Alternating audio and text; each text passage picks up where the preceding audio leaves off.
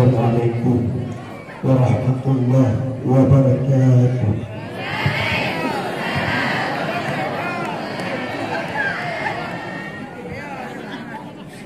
Alhamdulillahilladzi faddala bani Adam bil ilmi wal amal ala jami'il alam.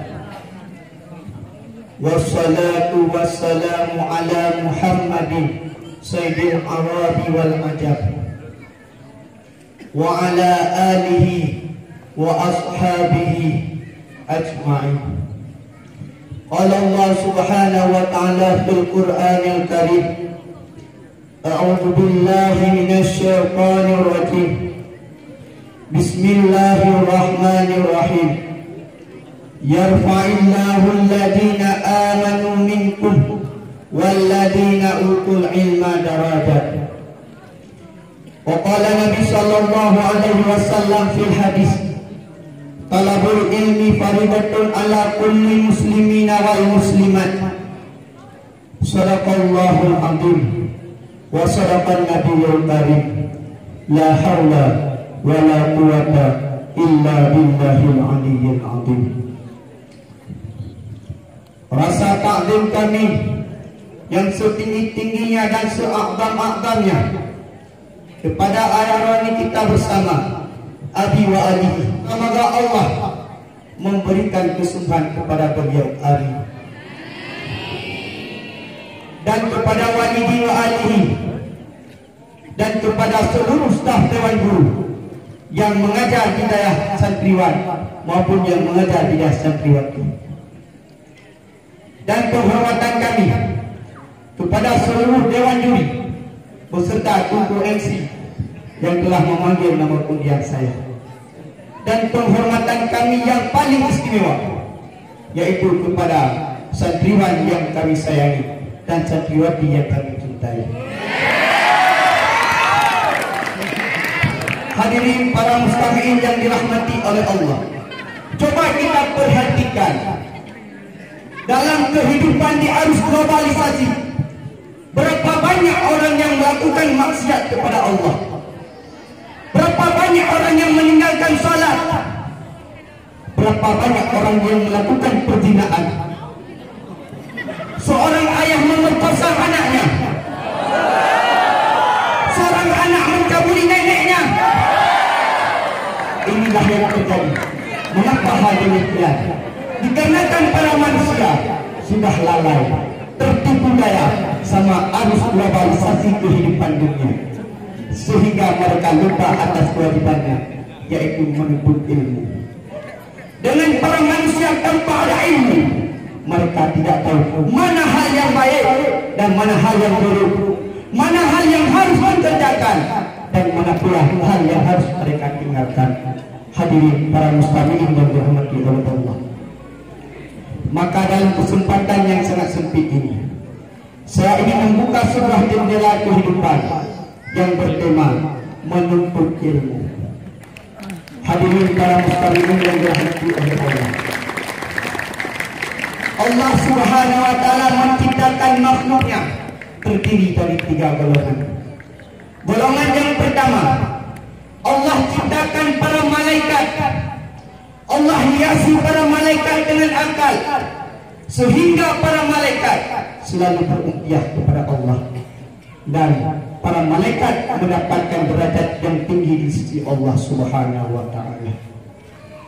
Dan golongan yang kedua, Allah ciptakan para binatang. Allah kasihkan kepada mereka nafsu saja, sehingga binatang mendapatkan posisi yang sangat rendah di sisi Allah subhanahu wa ta'ala.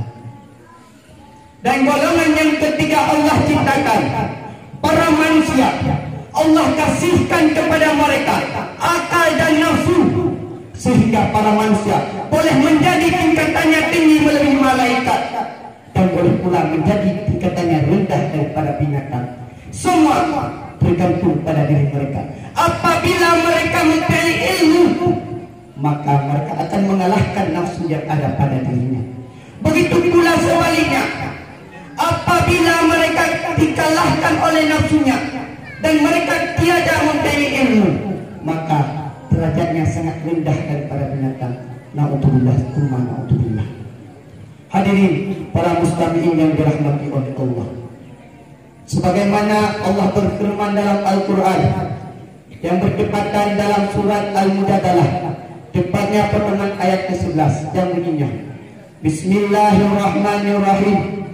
Yarfa'illahu alladhina amanu minkum walladhina utul ilma darajat. Allah meninggikan derajat orang-orang yang beriman dan orang-orang yang mempunyai ilmu. Hadirin para mustami'in yang dirahmati oleh Allah, ayat ini menjelaskan berapa megahnya ilmu yang ada pada diri manusia, sehingga para manusia dapat mengalahkan tingkatan para malaikat, hingga para manusia yang berilmu mendapatkan tingkatan yang sangat tinggi melebihi para malaikat.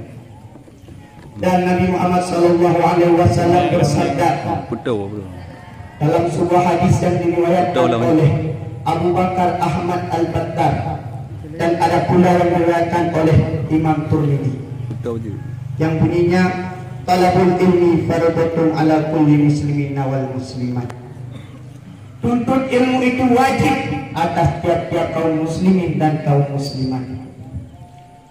Hadirin para mustami'in yang dirahmati oleh Allah, dalam hadis ini menjelaskan yang bahwa setiap namanya insan, laki-laki atau perempuan, anak kecil, dewasa, tua ataupun maupun janda, semuanya wajib menuntut ilmu.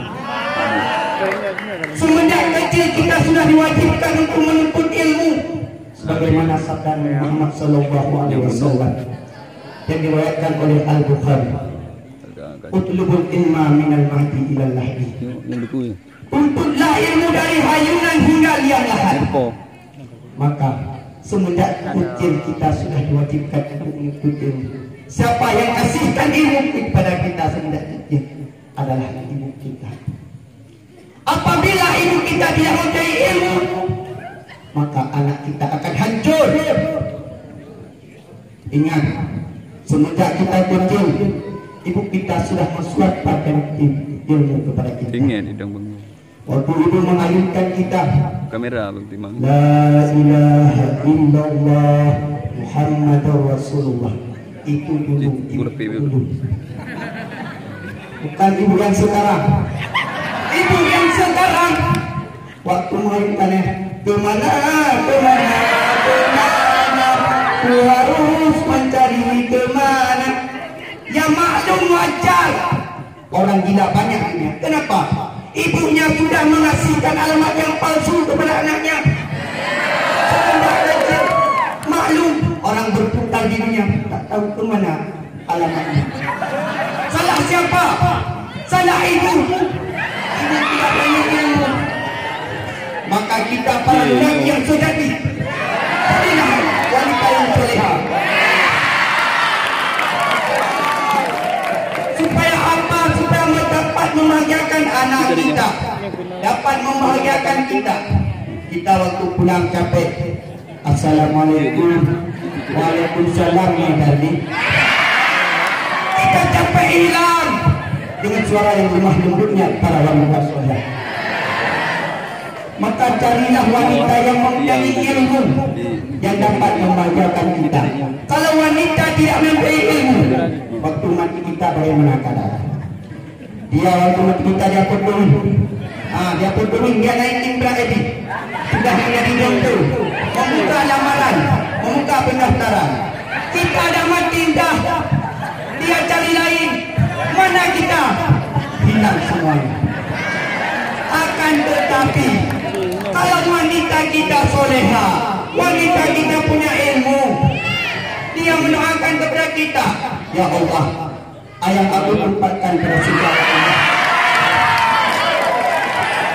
Maka kita para lelaki jangan sampai salah memilih.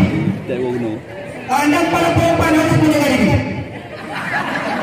Tutupin aurat kalian, jangan sampai mata kami terpeleset dengan bentuk faktor tubuh kalian.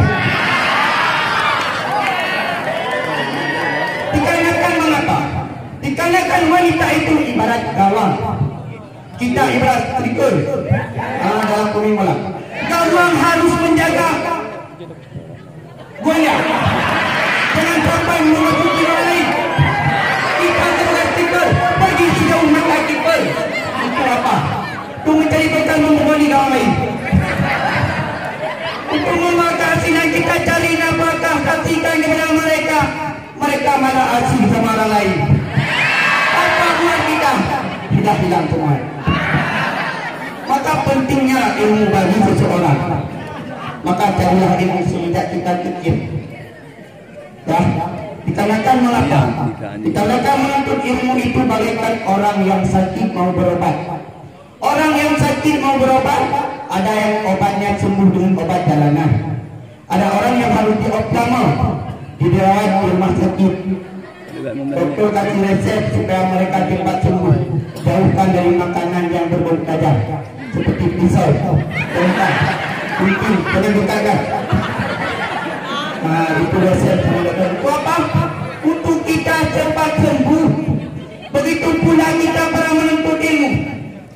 Kita ada yang harus dioptimal, ya. Ada pula yang sanggup bagi optimal, dah kawin, dah lambat pemikirannya. Maka kita yang sudah dioptimal dia, ingat ada peraturan sama resep dokter tadi. Kalau kita agak menjaga peraturan yang ada di daerah, waktu menuntut ilmu hilang teman. Karena kan adab tak ada. Al-adabu fawqal ilmu. Ada ilmu di atas ilmu. Untuk apa ilmu banyak? Untuk apa ilmu tinggi? Untuk apa ilmu besar seperti apapun?